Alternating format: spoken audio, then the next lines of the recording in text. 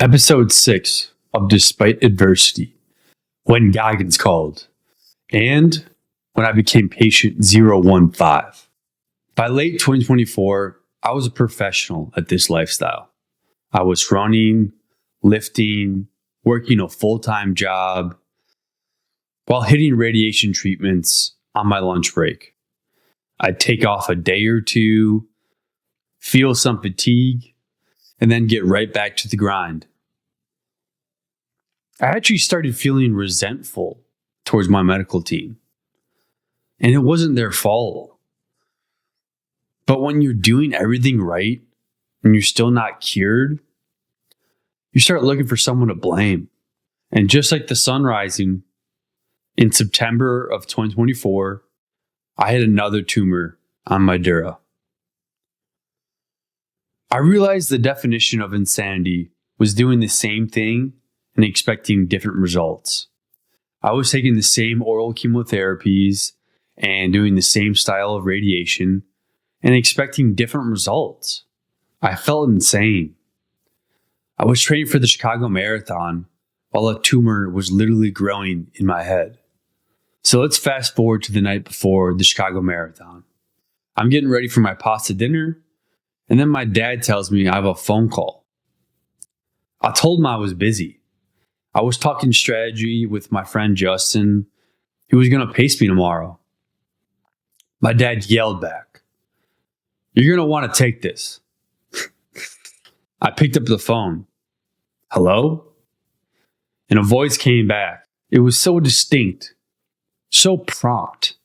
I knew who it was instantly. "This is David Goggins." I lost my words. I couldn't even think straight. Talking on the phone with him, I just lost my train of thought. I was so excited to talk to him. There was a million things in my mind that I wanted to ask him, but in that moment, I couldn't think of any. So this wasn't a character from a book. This was a real man telling me he'd seen my story and he was just checking in. He talked to me for maybe 10 minutes, but it changed everything. And that gave me the fuel to realize that the dark days were exactly what made me ready for this.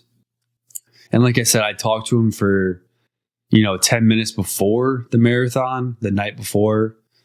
Got absolutely zero sleep because every thought in my mind was just like, let's go. Let's get ready for this race. Goggins called me. I'm about to run through a brick wall. In hindsight, probably wish he called me after the race, but, I'm still so happy that he did call. And he even told me he'd check in after the race, and he did. Gave me a call right after the race ended. Okay, so here's the voicemail from Mr. Goggins. Hey Jake, how you doing, brother? No need to call back. Just giving you a call because I know that you kicked ass today in the race. I saw that you finished. Proud of you, brother.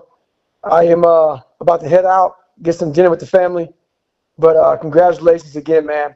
And once again, congratulations on fighting pain with pain, bro. Stay hard and show no weakness, man. All right, out. Dan, having Goggins tell me personally to stay hard and fight pain with pain, man, that still gives me chills. I'm so glad I let that call go to voicemail so I could have that on my phone for, years to come and just give me some motivation, when the going gets tough. So, that was an instrumental moment in my journey, and it seems so small, I'm sure from, Goggins' perspective, but just small things like that really make the difference. So let's get back into it. After the marathon, we still had to address the tumor that was on my dura. And it was small enough where we had plenty of time to either radiate it, switch drugs, find a different way to attack this. So, to keep me from losing my mind, my team and a Vanderbilt oncologist found a clinical study, Nuvalent 655, Only 400 people in the world were on it. It was for people like me, people whose cancer had learned how to grow resistance to all the FDA ALK inhibitor drugs. I had to go in and basically interview for my life. I had to prove I was the right candidate to be in the study. I had to have measurable growth so they had something to track, and then prove that I was willing to abide by the rigorous schedule. By late October, I was in. I was officially patient 015.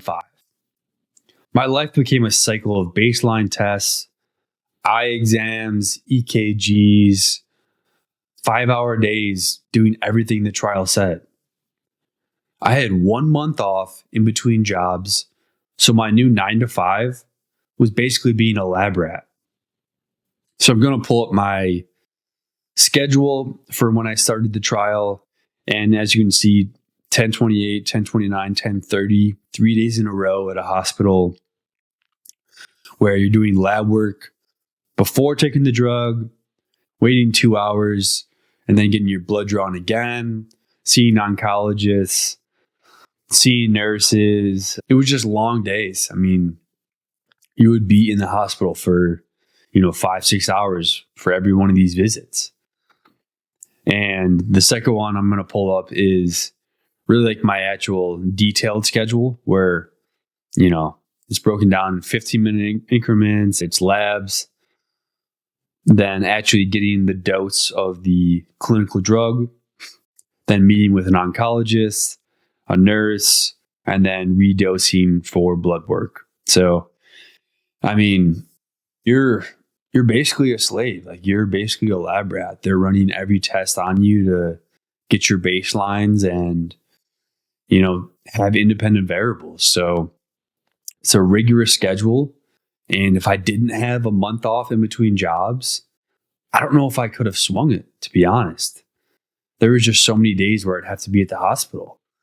And, working in between lab draws works for a day or so, but when you're going 3 times a week or every single week, it's really tough. You have to get there, you have to pay attention, and again, it's your body. It's something that you deeply care about. So I'm not going to half pay attention while things are going on and I'm more worried about work. Like, that doesn't make any sense. So I'm so glad I had a month off to put all of my energy into this clinical study because it needed it. So from October to January, I was on the clinical trial Nuvalent 655. No new lesions appeared on my dura or anywhere in my brain. But the one tumor that was on my dura when we started this thing was still progressing. So in January 2025, more Gamma Knife. I had 5 sessions at a very low dose. It was 2.5 hours each, and it was miserable. Being in that hockey mask, strapped to a table. I can't make this stuff up. I ended up having 2 brain surgeries and 3 different brain radiation treatments in just 4 years, from ages 23 to 27. Even saying that out loud doesn't seem real. I still don't understand how I don't have chronic issues. But back to the story. So I got radiation, and I just thought I could power through, like always. I hit radiation in the morning, then after work, went and ran 3 miles and hit a leg workout that night. That was a huge mistake. In the middle of my lift, my right arm went completely numb. I found my dad in the gym and told him we had to go. By the time we hit the parking lot, my arm was twitching uncontrollably. I sat in the car and just started praying. Then the lights went out. I woke up 15 minutes later on a stretcher in my parents' house. That was a wake-up call. I'm not Superman. I'm dealing with real life or death stakes. And my brain finally said no more. It was my first seizure in years, and it resurfaced all the PTSD that I thought I'd finally gotten over. I had to get back on steroids, back on the anti-seizure meds, back on the endless side effects. But it forced me to realize I couldn't outrun the diagnosis. I had to face it. I got fed up with the lack of control. I started researching diet and lifestyle, like my life depended on it, because it did. I realized that living a little wasn't worth the tumor progression.